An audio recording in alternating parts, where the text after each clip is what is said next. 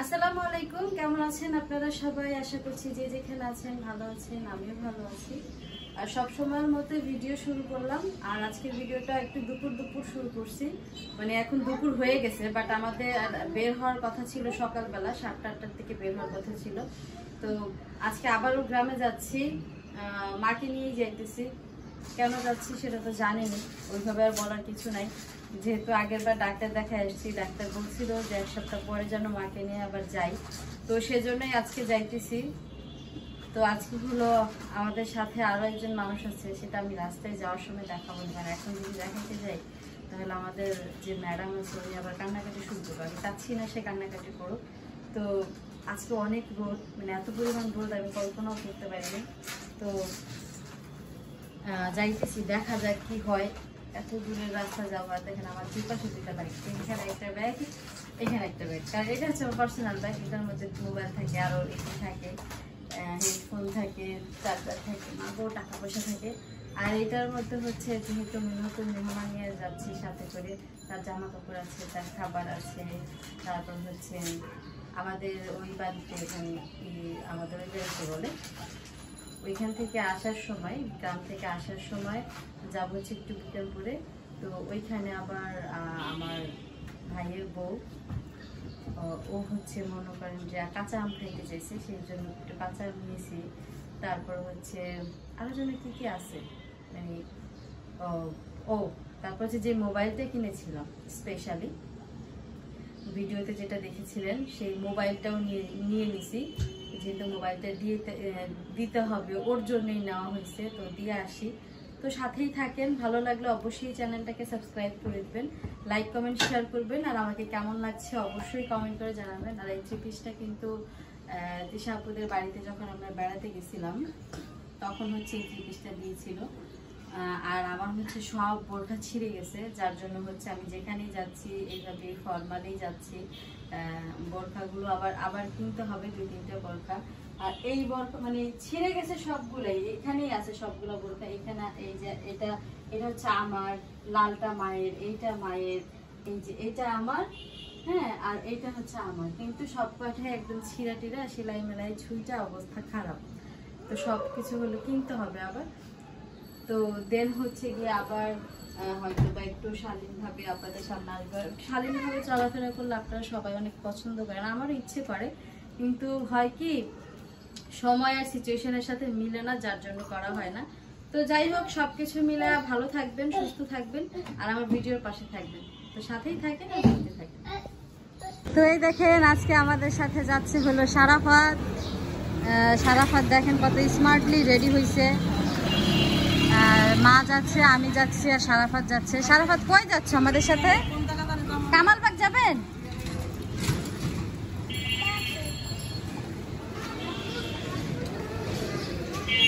তো আমরা হলো কামালবাগ নদীর ঘাটে। কত? হ্যাঁ, 40 টাকা। তো বাসা থেকে বের হয়ে মোটামুটি রিক্সাতে পেয়েও গেলাম, আর রিক্সায় উঠে পড়ছি। বলেছিলাম 40 টাকা, বাট 40 টাকা যাইতে রাজি হয় নাই। উনি হচ্ছে গিয়ে 50 টাকা বলছে। তো সেই ক্ষেত্রে আসলে জিনিয়ান ভাড়া 40 টাকা, কারণ আমাদের বাসা থেকে খুব একটা দূরে না, কিন্তু যেহেতু আমাদের যাইতে হবে, একটু তাড়াহুড়া আছে, এমনিতেই ভর দুপুরবেলা বের হয়েছি। এখন যদি এর থেকেও বেশি লেট করি তাহলে আর পাওয়াই যাবে না, মানে ওইখানে ডাক্তারের কাছে যে পৌঁছাতে তাহলে অনেক বেশি লেট হয়ে যাবে। তো সেই জন্য হচ্ছে গিয়ে আর লেট করলাম না, 50 টাকা দিয়েই গাড়িতে উঠে পড়লাম। আর এই বেড়িবাঁধের এই রাস্তাটা রমজান মাস বিধায়, মানে এখন আমরা যেই টাইমটায় বের হয়েছি এই টাইমটা প্লাস সকালবেলা অনেক বেশি নিরিবিলি থাকে, ঠান্ডা থাকে, আর পরিবেশটাও অনেক সুন্দর লাগে। তো সেই জন্য হচ্ছে গিয়ে আপনাদের সাথে শেয়ার করতে ইচ্ছে করলো যে প্রথমত এই বেড়িবাঁধের এই জায়গাটা কখনোই অত বেশি শুনশান দেখা যায় না, সবসময় গাড়ি ঘোড়া লেগেই থাকে। তো ফাঁকা আরেক দিনও কিন্তু আমি আপনাদের সাথে শেয়ার করছি, জায়গাটা খুব ভালো লাগছে দেখতে, এই জন্যই শেয়ার করছি। তো দেখেন আমাদের সারাফাত কি বলে।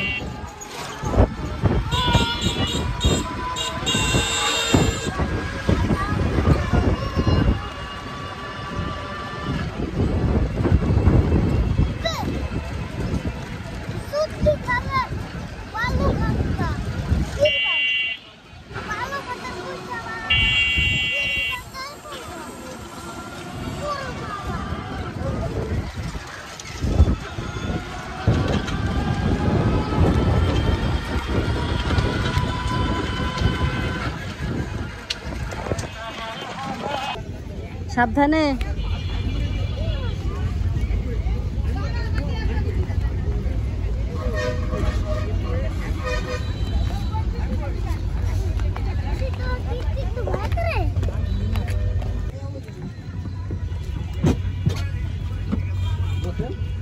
বসতেছি।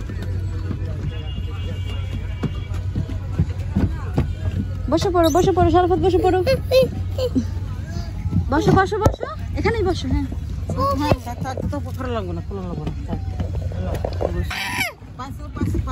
পিছন দিকে যাও, দাদির কোলে যাও। সারাফাত কত ভয় পেতেছে। ভয় পাও না? তাহলে কান্না করলা কেন? হ্যাঁ চিৎকার দিলা কেন?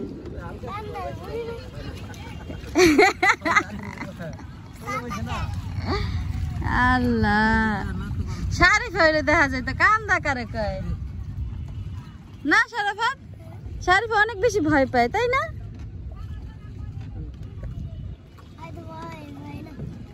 সারাফাত তো অনেক খুশি হয় নদীর পথে।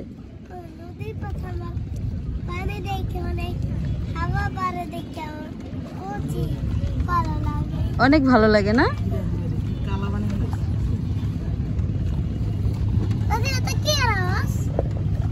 এটা না টের পাই নাই তা না, গাড়িতে ছিলাম, ব্যাগের মধ্যে ছিল, বের করার মধ্যে স্কোপ ছিল না।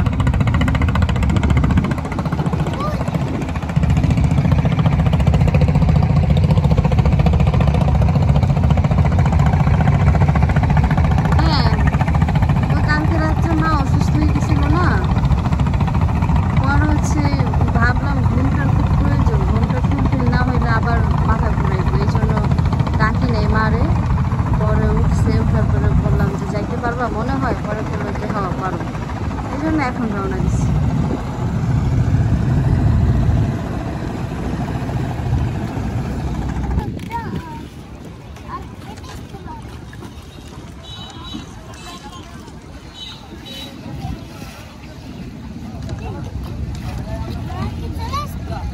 আমরা চলে আসছি, আমরা এখন নেমে যাব।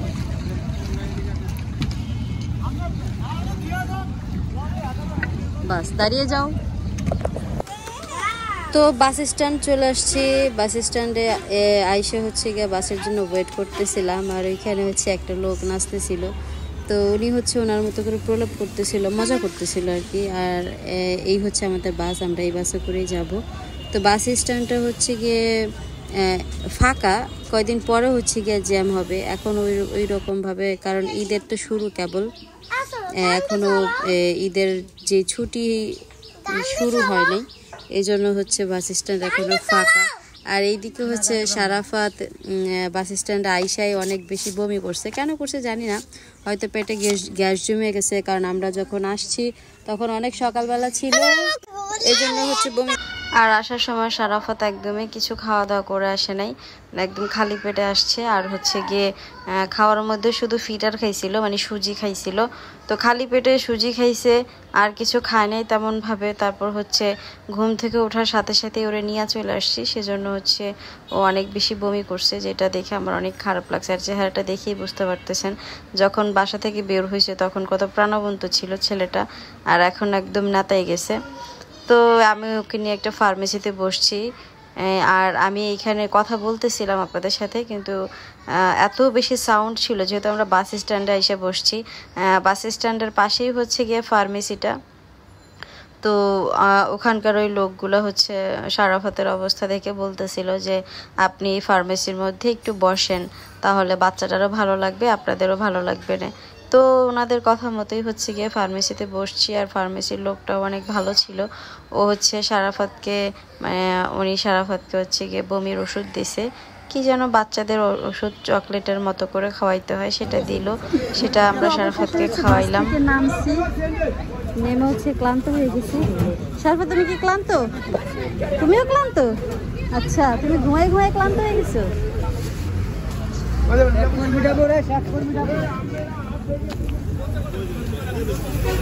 বাবনাতলা কত? হ্যাঁ না, বাজারে তো এখন হচ্ছে ভ্যানে উঠছি, আর এত পরিমাণে রোদ, অটোতে গেলে মনে হয় ভালো হতো, কিন্তু ভ্যানে করে যাওয়ার কিন্তু একটা মজা আছে। গ্রামে আসবো আর ভ্যানে উঠবো না, এটা হতে পারে না। তো এই জন্য হচ্ছে ভ্যানে উঠলাম, আর রোদের কারণে তাকাইতে পারতেছি না।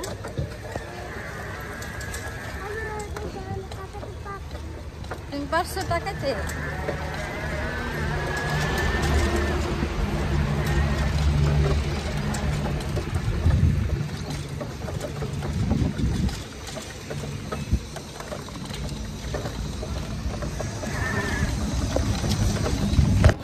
তো ভ্যানে ওঠার পরে এই পাঁচচরের এই রাস্তাটা অনেক সুন্দর, মানে একদম এই প্রজেক্ট হওয়ার পরে, মানে পদ্মা সেতু হওয়ার পরে ওই রাস্তা ধরে যত রাস্তায় গেছে প্রত্যেকটা রাস্তায় অনেক বেশি সুন্দর।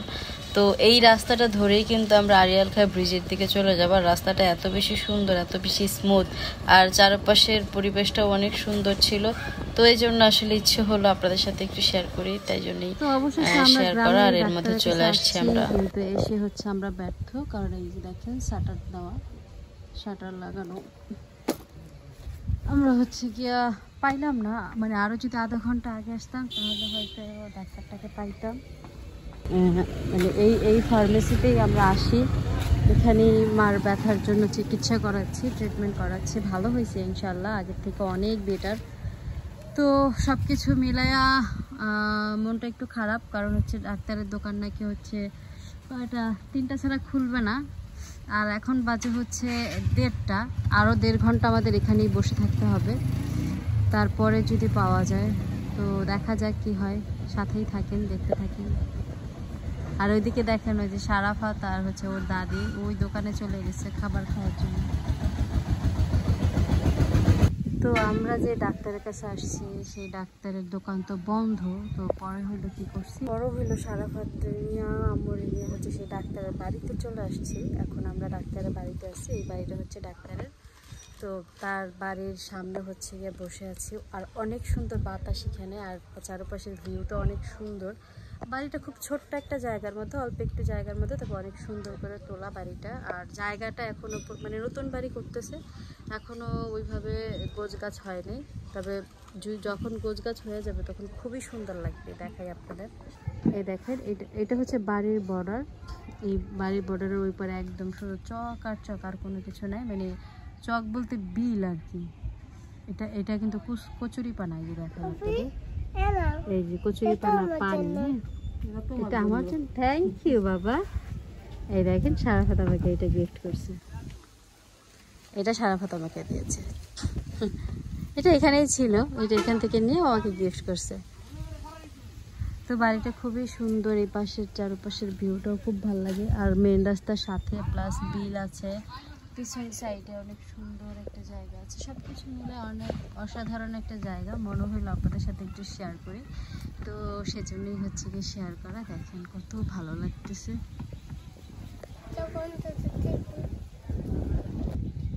এই দেখেন গাছের মধ্যে পেঁপে পাইকা আছে, আর এই যে এখানে আছে কতগুলো পাকা পেঁপে পাইরে এখানে রাখছে, আর ওই যে কতগুলো গাছ। হ্যাঁ, এটার গন্ধ খুবই ভালো।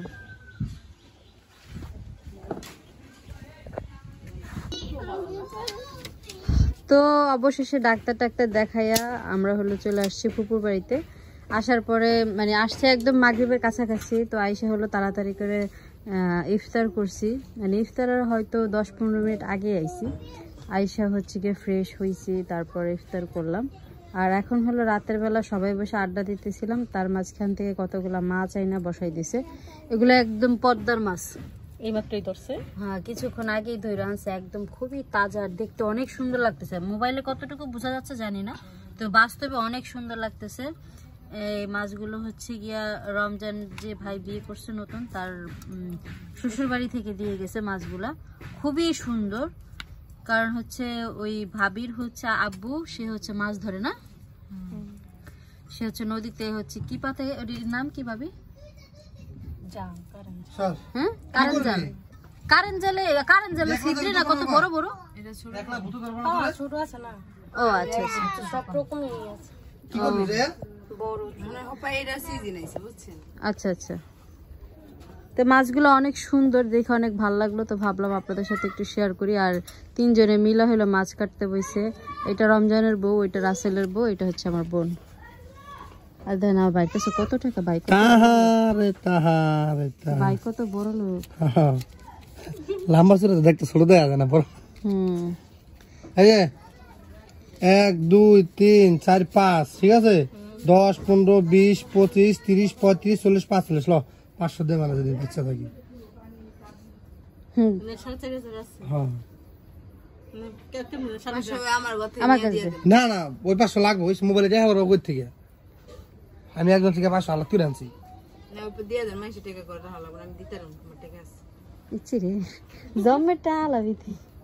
মাল কামাইছে না এবছর? হ্যাঁ এবছর ভালো কামাইছে, মাল কামাইছে মানে সামনে মাল কামাইবো, ঠিক আছে।